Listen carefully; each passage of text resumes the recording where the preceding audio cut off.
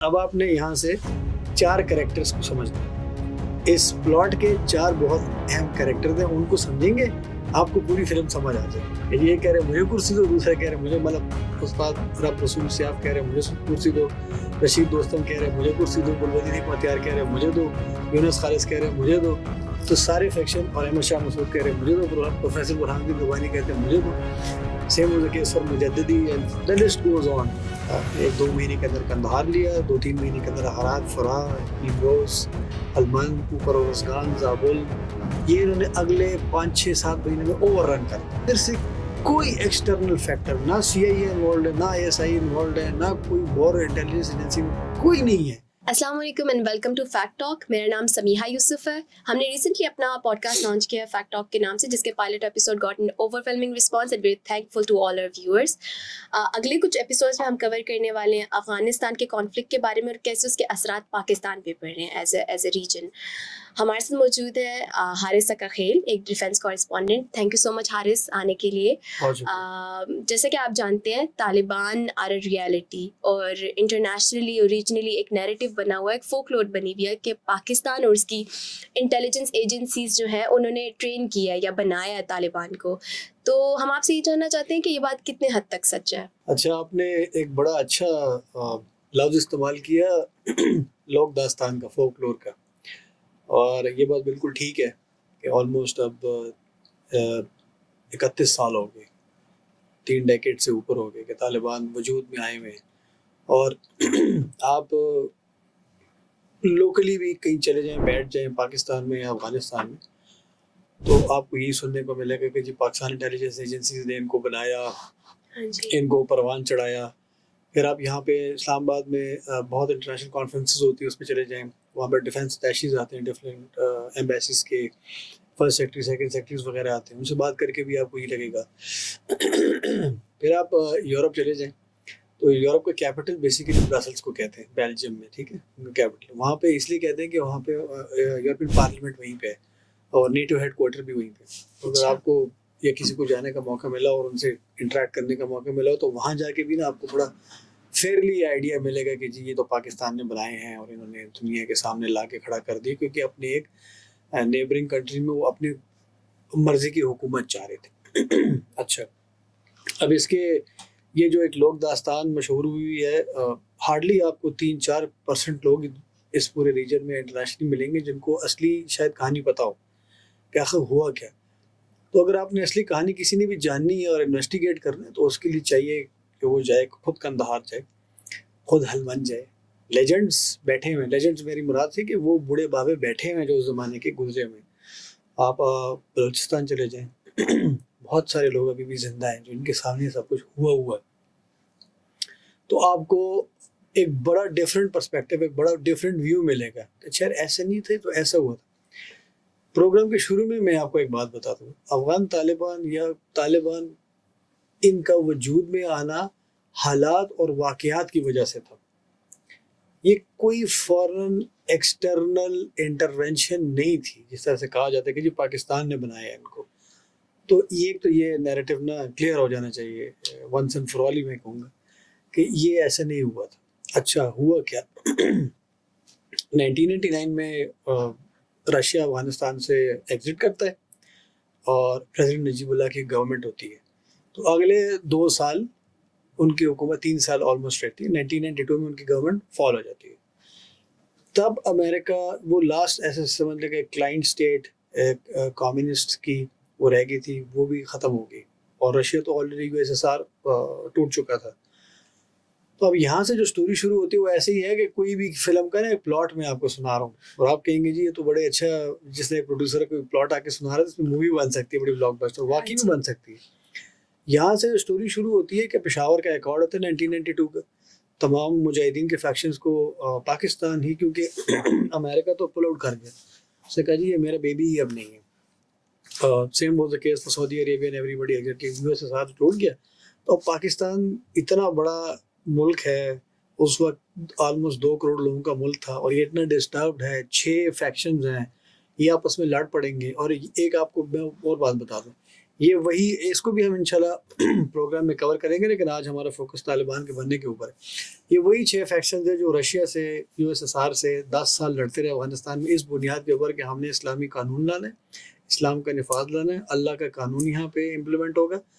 اور جو ہی پریزیڈنٹ نجیب اللہ کی حکومت گرتی ہے، یہ آپس میں لڑنا شروع ہو گیا فار پاور۔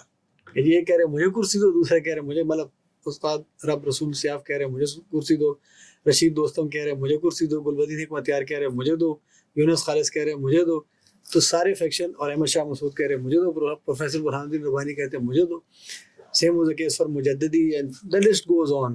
تو سارے آپس میں لڑنا شروع ہوئے۔ پاکستان نے کیا کیا، ان سب کو بٹھایا، پشاور ایکارڈ کرایا، جس کے انڈر یہ ایگریمنٹ ہوا سب فیکشنز کا کہ مجددی صاحب 2 مہینے کے لیے term, Afghanistan interim government, Islamic امارات گورنمنٹ بنے گی، اس کے ہیڈ ہوں گے۔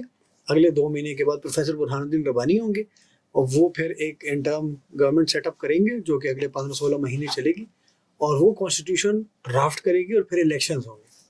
اس پہ صرف ایک بندے نے، گلبدین حکمتیار نے، جو بھی زندہ ہیں اور کابل میں رہ رہے ہیں، انہوں نے سائن نہیں کیا۔ انہوں نے کہا جی مجھے یہ ایگریمنٹ منظور نہیں ہے۔ مجھے منظور اس لیے نہیں ہے کہ میں یہ ساری پاور شیئرنگ میں افغانستان نہیں چل سکتا، کیونکہ پاور شیئر ایگریمنٹس ہوئے تھے نا، تو پاور شیئرنگ میں ہم نہیں چل سکتے۔ ایک ہی بندہ آئے گا اور میں ننگی تلوار لے کے کابل میں گھسوں گا، میں لوں گا۔ ہاں یہ ضرور تھا کہ Gulbadin حکمتیار was the only one جس کو پاکستان حکومت نے اور ہماری ایجنسیز نے بہت سپورٹ کیا ہے، اور اس کے بعد بھی کیا۔ خیر، cut the long story short, agreement تو ہو گیا، حکومت بن بھی گئی کابل میں، برہان الدین ربانی صاحب آ کے صدر بن گئے، جو ہیں لائن آف پنشیر احمد شاہ مسعود وہ ڈیفینس منسٹر بن گئے، اور ایک حکومت کا سیٹ اپ آ گیا۔ بس گلبدین حکمتیار نے کہا میں نہیں مانتا اس کو، تو لڑائی شروع ہو گئی، اور زبردست قسم کی لڑائی شروع ہو گئی۔ اب بات چل رہی ہے 93-94 کی، اور ہر طرف افغانستان میں افراتفری کا حال تھا۔ مطلب یہ ایسے ہی ہے کہ آپ نے ویڈیوز انٹرنیٹ پہ دیکھی ہوں گی، کسی شادی میں لڑائی ہو جائے تو کوئی کرسیاں مار رہا ہوتا ہے، کوئی ٹیبل مار رہا ہوتا ہے، کوئی مکے لاتے مار، کوئی دھکے مار، مطلب آپ ایسے افغانستان میں اگر جاتے تو ہر طرف وہ اردو کا ایک لفظ ہے غدر مچا ہوا تھا۔ تو جگہ جگہ چیک پوسٹیں لگی ہوئی ہیں، کوئی آپ سے ایکسٹورشن کا پیسہ مانگ رہا ہے، کوئی آپ کے بچے کو اغوا کر رہا ہے، کوئی خواتین کو اٹھا کے لے کے جا رہا ہے، کوئی آپ کی زمینیں غصب کر، مطلب کوئی قانون نہیں تھا۔ اور یہ وہی مجاہدین تھے، میں دوبارہ بتا رہا ہوں، جو اللہ کے لیے اور رسول کے لیے لڑ رہے تھے کہ جی ہم نے اسلامی نظام لانا ہے۔ یہ حال ان کا ہو گیا آپس میں کرسی کے لیے۔ اب یہاں پہ ایک سٹوری آتی ہے مولا عمر کے بارے میں کہ جی وہ اٹھے اور ایک خاتون کا ریپ ہوا، اور وہ آئی اور وہ قندھار کے شہر میں کہ جی میرا بدلہ کون لے گا، اور مولا عمر اٹھے اور انہوں نے جا کے پھر وہاں سے یہ بھی ایک فولکلور ہے، اس کو بھی آپ سائڈ پہ کر دیں۔ ہوا کیا، اب آپ نے یہاں سے 4 کریکٹرز کو سمجھنا ہے۔ اس پلاٹ کے 4 بہت اہم کریکٹرز ہیں، ان کو سمجھیں گے آپ کو پوری فلم سمجھ آ جائے گی۔ باقی بہت سارے لوگ ہیں۔ ایک کریکٹر ہے حاجی بشر نورزئی۔ اب لوگ اس کو حاجی بشیر، یہ بشیر نورزئی نہیں، ہی از بشر نورزئی، ٹھیک ہے۔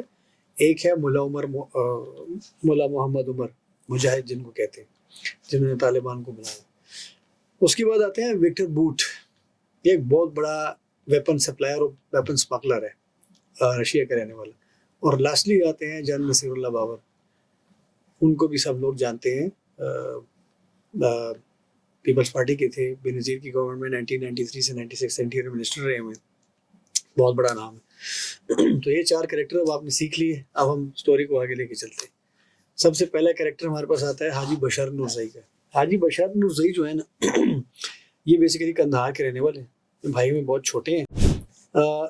ان کا بیسیکلی کاروبار اسمگلنگ کا ہے، اور یہ ہر قسم کی اسمگلنگ ان کا فیملی 1970s سے کر رہی ہے۔ اور ہر قسم کی اسمگلنگ سے میری مراد ہے ٹائروں کا، گاڑیوں کا، ویپنز کا اور ڈرگس کا۔ 80s میں جب یہ افغانستان کا جہاد ہوتا تو ڈرگ کا کام تب سے شروع ہو گیا تھا، یہ پاپی کلٹیویشن اور یہ سب، کیونکہ افغانستان کا کلائمیٹ بہت سوٹ کرتے ہیں پاپی کلٹیویشن کو، اس پہ بھی ہم انشاءاللہ ایک پروگرام کریں گے۔ تو یہ وہ کام کرتے تھے۔ ہوا یہ کہ جب جہاد کا ٹائم شروع ہوا، یہ اس کا سوویتس کے ٹائم 80s میں، تو ان کی فیملی بھی اس جہاد میں شامل تھی۔ تو یہ حاجی بشار نورزئی اور مولا عمر اس میں ایک ساتھ میوند ڈسٹرکٹ جو ہے ویسٹ میں آف قندھار سٹی، وہاں پہ ایک ساتھ لڑے۔ وہاں پہ ایک جگہ حاجی ابراہیم، تو وہاں پہ یہ ایک ساتھ لڑے ہوئے ہیں مل کے۔ تو یہ ایک دوسرے کو پہلے سے جانتے تھے، ہلکا پھلکا ان کا انٹریکشن تھا. اب میں آتا ہوں جب یہ سارا بن گیا 1993-94 میں حالات خراب ہو گئے. یہاں تک آپ کو بات سمجھ آ گئی ہے؟ ہاں جی. اب یہ آ گیا, حالات خراب ہو گئے تو ان کا کاروبار بہت افیکٹ ہو رہا تھا. ان کا یہ سارا اسمگلنگ کا کاروبار اور ڈرگ کا کاروبار جو کوئٹہ ہمارے بلوچستان سے چلتا ہوا Iran and onwards Turkey and onwards Europe تک جا رہا تھا. ٹرانس کانٹیننٹل یہ بندہ کام کر رہا ہے اور اس کی فیملی. تو وہ ان کا کاروبار ڈگمگا گیا کیونکہ نیچرل جگہ جگہ چیک پوسٹ لگی ہوئی ہے, ہر بندہ بندوق لے کے کھڑا ہے, ہر فیکشن سے تو آپ لڑ نہیں سکتے. ان کی اپنے پاس جو ملیشیا تھی اس میں 100 ایک بندہ تھا, 150 بندہ. اب 150 بندہ پورے کندہار میں تو نہیں لڑ سکتا تھا نا, انہوں نے کلیئر کرنا تھا. پھر آگے ہلمند ہے, اس سے آگے ہرات ہے, نیچے فرا ہے, نیچے نمروز ہے, وہ سارے علاقہ کون کلیئر کر کے دے گا تاکہ ان کا روٹ چلے. اور اس کے اگینسٹ پشاور, خیبر ایجنسی ہماری, اور جو خیبر ٹرائبل ڈسٹرکٹ ہے آنورڈس افغانستان, یعنی کابل, لغمان, بدخشاں, کندوز اور یہاں سے ہوتے ہوئے سینٹرل ایشیا, ان کا کاروبار چل رہا. ان کے رائیولس کا کاروبار بہت ٹھیک چل رہا تھا, ان کا کاروبار خراب ہو گیا تھا. تو انہوں نے کہا اپنے بڑوں سے بات کر کے کہ اس کا تو کوئی حل نکالنا چاہیے. تو ان 1994 سمر میں ایگزیکٹلی بات کروں ارلی 1994, انہوں نے پھر ایک میٹنگ بلائی. جن جن لوگوں کو یہ جانتے تھے 30 کمانڈر انہوں نے بلائے اور سب کو لا کے بٹھایا کہ بھی اس کا حل نکالنا چاہیے. اس میں ملا عمر کو بھی بلایا گیا. ٹھیک ہو گیا. اب یہاں کہانی اس کو ایک طرف کر لیں, اب ملا عمر کی طرف آتے ہیں. ملا عمر خاکریز ڈسٹرکٹ ہے, نارتھ ایسٹ میں, نارتھ ویسٹ میں, کندھار سٹی کے. یہ وہاں کے رہنے والے ہیں. یہ پیدا ہوئے, چھوٹے تھے, ان کی ایک بہن ہے. جب ان کے والد صاحب کا انتقال ہوا, اور جس طرح ہماری اسلامک سوسائٹی میں ہوتا ہے, خیر افغانستان میں تو بہت ہوتا ہے کہ بیوہ عورت زیادہ نہیں رہتی, تو انہوں نے اپنے شوہر کے بھائی سے ہی شادی کر لی. تو ان کے اسٹیپ فادر نے ان کو اون کیا. پھر وہ وہاں سے چلے جاتے ہیں دیراوود ڈسٹرکٹ اور اسگان میں, وہاں رہنا شروع کرتے تھے. تو مولا عمر کا بچپن وہاں پہ بہت زیادہ گزرا, اور اسگان میں. اینڈ دین فائنلی جب یہ افغانستان کا جہاد شروع, تو ایٹ ایج آف 2022 انہوں نے جوائن کیا, اور انہوں نے مولا نبی محمدی صاحب کا جو گروپ تھا اس کو جوائن کیا. اور یہ جو سلام ضعیف صاحب تھے, ہمارے یہاں پہ امبیسڈر تھے پاکستان میں, جب طالبان کی حکومت گری ہے ان کو پھر گوانتانامو بے لے کے گئے تھے, یہ ان کے کمانڈر تھے. ان کے نیچے انہوں نے فائٹ کی ہے سوویتس کے ساتھ. جب یہ رشینز چلے گئے تو مولا عمر کسی پارٹی میں پھر نہیں تھے. انہوں نے کہا میں اس قتل و غارت گری میں نہیں شامل ہوتا, یہ جو آپ لوگ کر رہے ہیں. تو وہ آگے میوان ڈسٹرکٹ میں ہی حاجی ابراہیم میں ایک چھوٹی سی مسجد میں امام لگ گئے.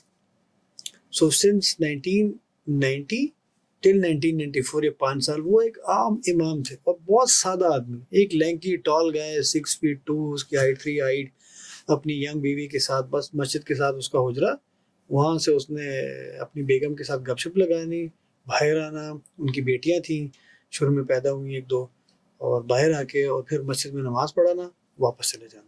یہ ان کو ٹوٹل. باقی افغانستان میں انہوں نے اوبلیوین, وہ بندہ کابل بھی نہیں گیا اپنی زندگی میں اب تک. جب یہ میٹنگ ہو رہی تھی, واپس آتے ہیں اس کی طرف, انہوں نے 1994 میں جون میں یہ میٹنگ بلائی حاجی بشار نورزئی میں, اور انہوں نے سارے کمانڈرز کو بلایا اور ان کو کہا کہ بھائی یہ تو بہت حالات خراب ہیں, تو میں چاہتا ہوں کہ یہاں پہ ایک آپ لوگ اٹھیں, بسم اللہ کریں اور اس چیز کو کلیئر کریں. اب حالات ایسے ہیں کہ ہمیں اٹھنا پڑے گا. بیسیکلی اس بندے کو اپنے کاروبار کا غم تھا, یہ کلیئر کر لیں یہاں پہ. اس کو اپنے ڈرگ کے کاروبار کا, اپنے اسمگلنگ کے کاروبار کا غم تھا. اس کو یہ غم نہیں تھا حاجی بشر کو کہ یہ سارا افغانستان کلیئر ہو یا یہ علاقہ کلیئر ہو, ایسا کوئی ایم نہیں تھا. اس کا یہی ایم تھا کہ یہ ہلمند, کندہار, فارا تک اور آگے ہرات تک یہ علاقہ میں کلیئر کروں تاکہ میرا کاروبار شروع ہو. یہ کوئی ایم نہیں تھا کہ جی یہ ظلم زیادتی ہو رہی ہے اور ہمیں افغانستان فتح کرنا تھا. تو اس میٹنگ میں بڑے بڑے بھی تھے. اب اس کے ذہن میں پلان تھا. اس نے کہا اگر میں بیسیکلی 2-3 لوگ ہیں ان کو میں اپوائنٹ کرتا ہوں تو غلط ہو جائے گا, کیونکہ یہ ان کے اوپر اسٹیمپ لگی ہوئی ہے. مجھے ایک نیوٹرل بندہ چاہیے جس کے اوپر کسی کا. تو انہوں نے مولا عمر کو اس میٹنگ میں نام لیا کہ جی یہ آپ کو ہیڈ کریں گے. سارے لوگ اسی میں آ گئے. انہوں نے کہا بھائی نہ تو اس کے پاس بندے ہیں, نہ اس کی کوئی اپنے خاندان میں, یہ غلزائی ہیں بیسیکلی, نہ ان کی اپنے خاندان میں کوئی اسٹینڈنگ ہے, نہ ان کے پیچھے کوئی افغانستان ٹرائبل سوسائٹی, نہ اس کے پیچھے اس کی ٹرائب کھڑی ہے, نہ اس کے پاس پیسہ ہے تو یہ ہمیں کہاں سے لیڈ کرے گا. تو وہ سارے لوگ ناراض ہو کے چلے گئے. خیر ود سکسیسو میٹنگس ان کو راضی کیا گیا لیکن ان کے ساتھ کھڑا کوئی نہیں ہوا. ملا عمر فائنلی راضی ہو گئے حاجی بشار نوزئی کے ساتھ کہ ٹھیک ہے میں کرتا ہوں یہ کام. اب ملا عمر کا ذہن بہت صاف تھا, یہ بھی کلیئر کر لیں کہ جی میں یہ باقی میں اس چیز کو کلیئر کرتا ہوں. اس کے ذہن میں حاجی بشار نوزئی کا اپنے کاروبار کو سیو کرنا تھا. اب کاروبار اور وہ ایک جگہ آ گئے. ٹھیک ہو گیا. تو یہاں سے یہ سٹوری شروع ہوتی ہے. اور پھر ملا عمر گئے ہیں جتنے نیوٹرل لوگ ہیں. اس زمانے میں نیوٹرل کون تھا؟ وہ طالب تھے. مدرسے کے جو اسٹوڈنٹس ہیں نا دے آر کالڈ طالب. ہم پشتو میں گئے تھے چڑے. یہ بھی ایک انٹرسٹنگ بات ہے کہ یہ طالب ان اٹ سیلف لفظ کہاں سے آیا ہے. ہاں تو یہی میں آپ کو بتا رہا ہوں کہ طالب کا جو لفظ ہے نا یہ مدرسے کے اسٹوڈنٹس کو کہتے ہیں. اور طالب سے طالبان بن گیا, پلورل بن گیا. اور ہم نے پشتو میں جیسے میں نے کہا ان کو چڑھیں کہتے ہیں. تو یہ وہ لوگ تھے, لڑکے تھے ینگ, جو کہ کسی پارٹی کے ساتھ ایفیلیٹڈ نہیں تھے. بس یہ مدرسے جاتے تھے پاکستان میں بھی افغانستان میں, اور یہ اپنے واپس آ کے گھر میں کھانا پینا اور زندگی گزارنا. ملا عمر کو پھر ٹاسک دیا حاجی بشار نوزئی کہ ان لوگوں کو انگیج کرو. تب ملا عمر نکلے. ایک مہینہ آلموسٹ جولائی کے اینڈ اگست کے بیچ میں 1994 تو انہوں نے ایک مہینہ کوشش کی. اور ملا برادر جو ابھی افغانستان کے first deputy prime minister, Afghanistan کی ساری اکانومی دیکھ رہے, he was the first one to join ملا عمر and along with certain students. تو جب فائنل میٹنگ ہو رہی تھی نا کہ جی اب بسم اللہ کرتے ہیں, لانچ کرتے ہیں, تو ٹوٹل ملا عمر کے پاس 15-20 آدمی تھے. کوئی راضی نہیں ہو رہا تھا.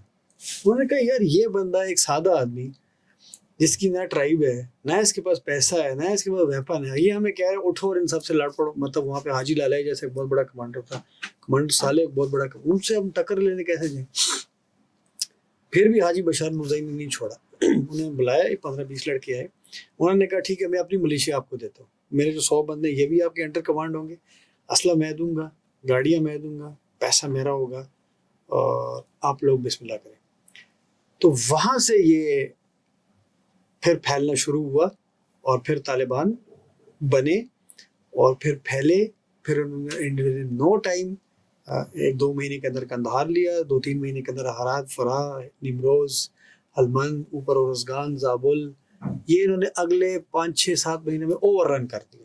کیونکہ لوگ خوش ہوئے آئے, کیونکہ ہاں اب یہ دوبارہ میں کہہ رہا ہوں, ایک بندے کا اسمگلنگ کا پیسہ, ڈرگ کا پیسہ, وہ اپنا کاروبار سیکیور کرنے کے لیے اس بندے کو اپوائنٹ کرتے ہیں ملا عمر کو. اور ملا عمر جو ہیں, میں آپ کو دوبارہ کہتا ہوں, ان کی نیت بہت صاف تھی کہ جی یہ کام صاف ہو, ٹھیک ہو, میں اٹھتا ہوں, میں بسم اللہ کرتا ہوں, 15 لوگوں کے ساتھ کرتا ہوں, لیٹ سی کیا ہوتا ہے.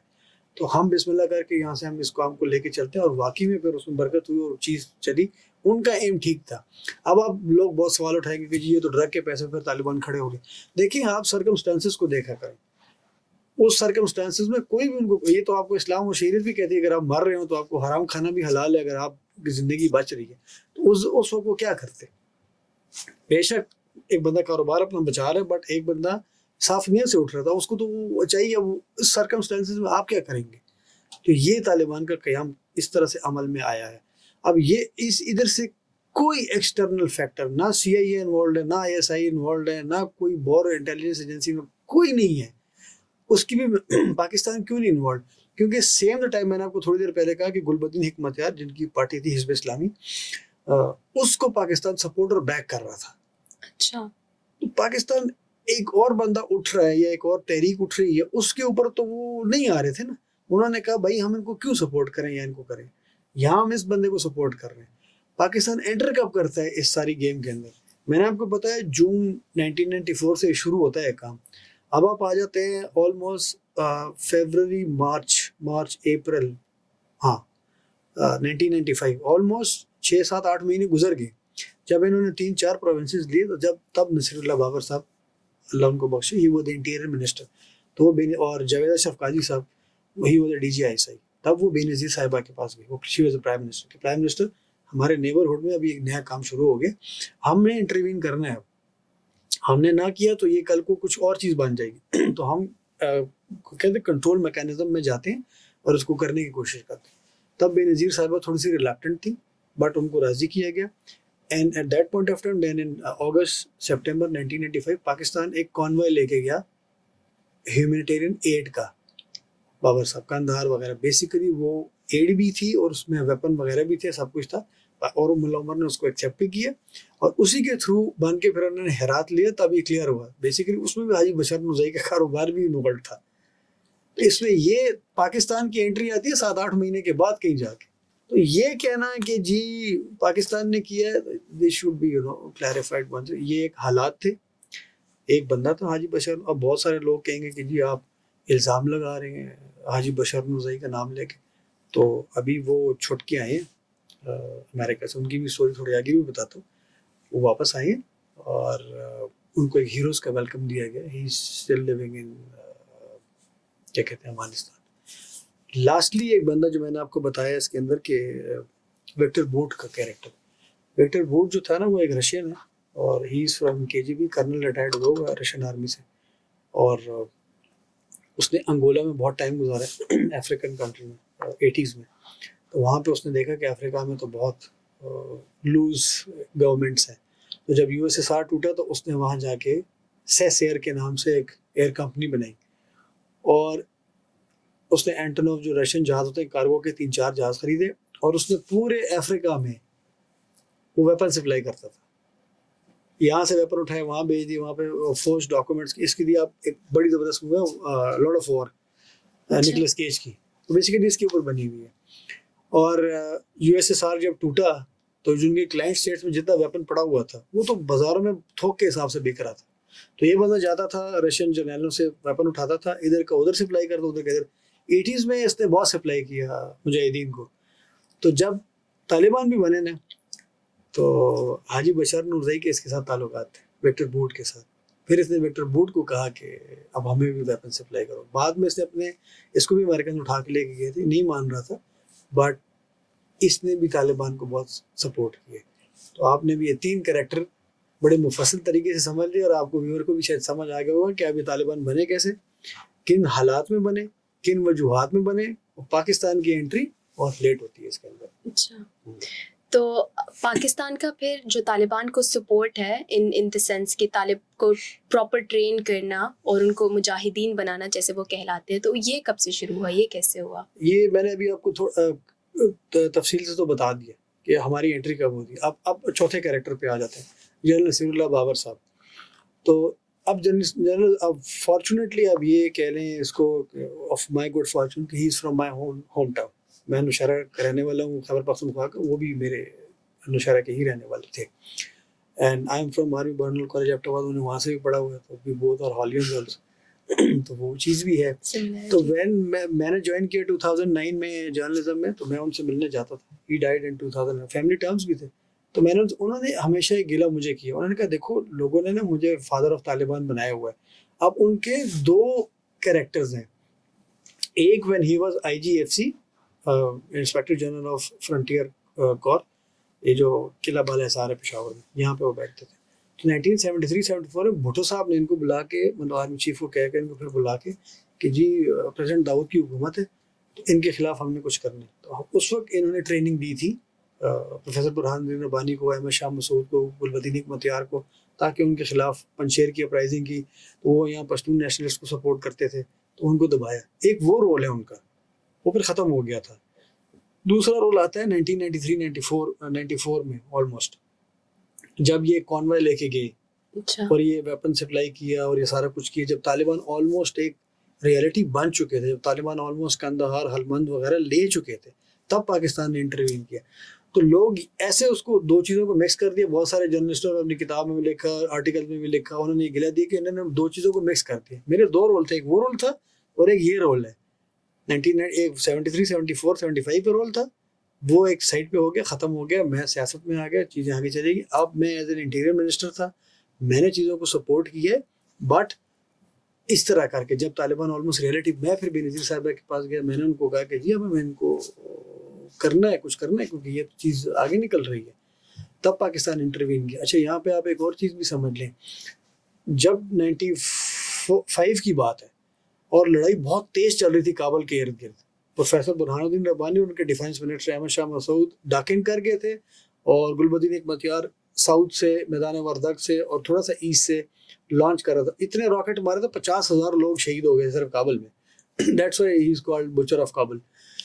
تو جب طالبان ساؤتھ میں اٹھ رہے تھے تو پروفیسر برہان الدین ربانی کا اس اچھا موقع اور کیا ہو سکتا ہے. انہوں نے اپنے 4 MiG-21 جہاز ایئر فورس کے ان کو بھجوا دیے ان کی طالبان کی سپورٹ کے لیے.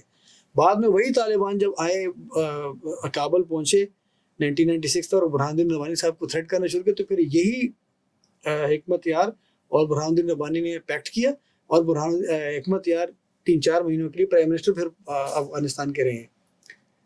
تو یہ کہنا ہے کہ جی ہتھیار ہم نے سپلائی کیے, انہوں نے کیے, یہ تو خود کرتے رہے. اب اس کے لیے نا اتنے چھوٹے سے پروگرام میں اتنا ہی سمجھایا جا سکتا ہے آپ کو کہ کیسے ویپن سپلائی ہوا, کہاں سے آیا, کدھر گیا, اور کس نے سپورٹ کیا. لاسٹلی صرف 2 چیزیں بتا دوں. حاجی بشار نورزئی کو بعد میں جب طالبان کی حکومت گئی ہے 2001 کے بعد, تو ان کو امریکنس کے ساتھ پھر یہ شامل ہو گئے, انہوں نے سارے لیکس دینی شروع کر دی. But he was designated foreign narcotics drug kingpin in 2004 American government. He is the top 10 drug lords of this region. اب لوگ تو پیبلو ایسکوبار کو نیٹ فلکس کو دے کے بڑا وہ بنا دی, پیبلو ایسکوبار اس کے سامنے ویسے کہ بچہ ہے. حاجی بشار نورزئی پہ جب آپ کوئی سیریز بنے گی, اس کو پھر اٹھا کے لے کے گئے, پھر یہ وہاں رہا. اب طالبان نے اس کو چھڑوایا ہے حاجی بشار کو 2022 میں. مارک فرانسس ان کے پاس ایک امریکن تھا, اس کے بدلے میں چھڑا کے لے گئے. آپ کو پتہ ہے اب وہ دبئی میں رہ رہے ہیں. اب آپ کہیں گے اتنا بڑا ڈرگ لارڈ دبئی کیسے پہنچ گیا, وہ خیر ایک اور کہانی ہے. بٹ کہنے کا مقصد یہ, جو لوگ اگر یہ کہیں کہ جی حارث تو اپنے سے کہہ رہے, تو اگر ٹھیک ہے تو حاجی بشار نورزئی نے نہ کبھی بندوق اٹھائی ہے, نہ وہ کوئی شرعی عدالت یا شیخ الہند ہے جو طالبان کا اتنا ان کے لیے پیار ہے. اور ایک تصویر بھی چل بھی رہی ہوگی ہماری اسکرین کے اوپر, جب ان کا ویلکم کرنے کے لیے defence minister Mullah Yaqoob, Mullah Baradar, first deputy prime minister, second deputy prime minister Mullah Hanafi, and ہمارے فارن منسٹر افغانستان کے امیر خان متقی, یہ اس کو ویلکم کرنے کے لیے آئے ہیں.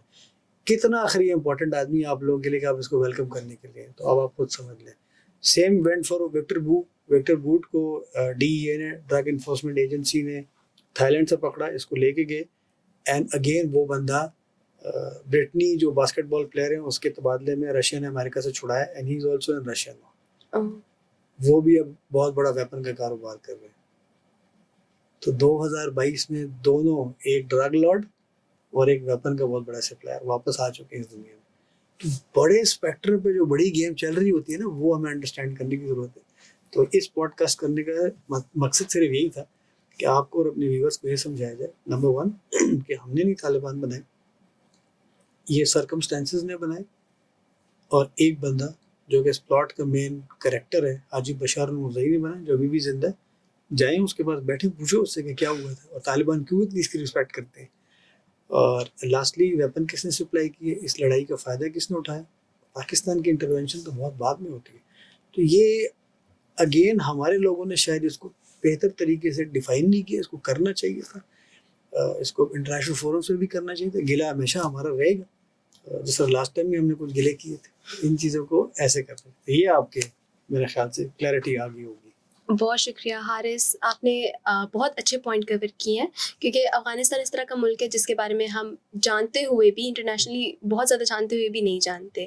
تو مطلب it's a tug of war between different factions, between different countries, لیکن within itself too. تو آپ نے بہت اچھی طرح سے اس کو جو ہے وہ بتایا, اور بہت شکریہ آپ کا ہمارے شو میں آنے کے لیے. ہم اس کو یہیں سے کنٹینیو کریں گے, حارث کے پرسنل ایکسپیرینسز اور بہت ساری کیس اسٹوریز کے ساتھ ہم اس کو اگلے ایپیسوڈ میں زیادہ کور کریں گے. ویورز, آئی ہوپ آپ کو بھی ایپیسوڈ اچھا لگا ہوگا. آپ ہمارے چینل کو ضرور سبسکرائب کیجیے گا اور فیڈ بیک دیجیے گا. Thank you so much.